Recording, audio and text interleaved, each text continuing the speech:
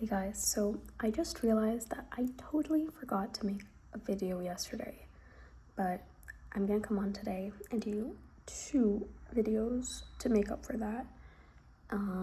But what I was going to talk about yesterday before I fell asleep was the fact that you really are nothing. Like, you're really nothing because you're everything.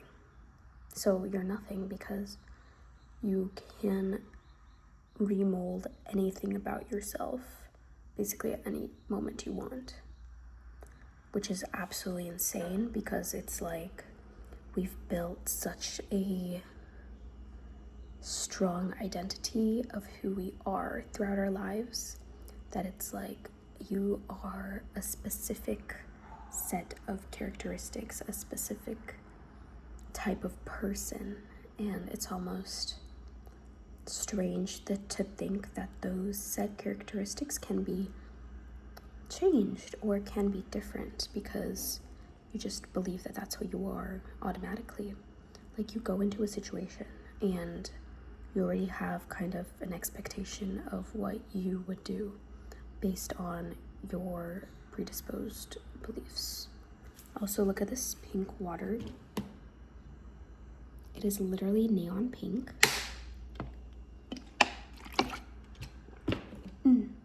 Anyway, so because we have those characteristics that we believe ourselves to be, that's what we're going to follow in any given situation.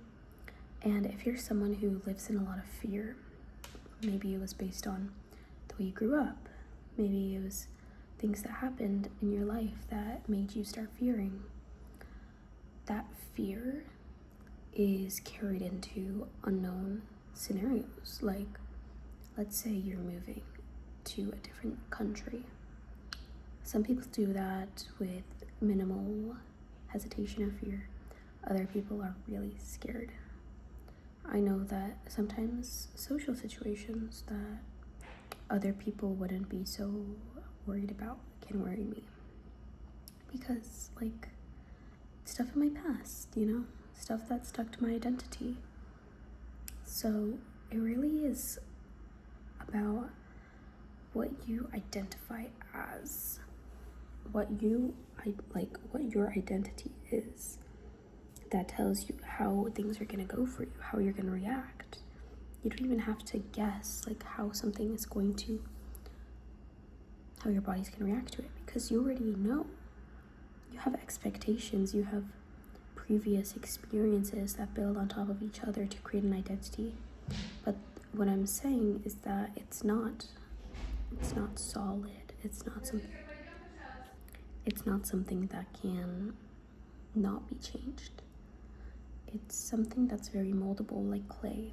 Like, if you are still working on a clay sculpture, you can,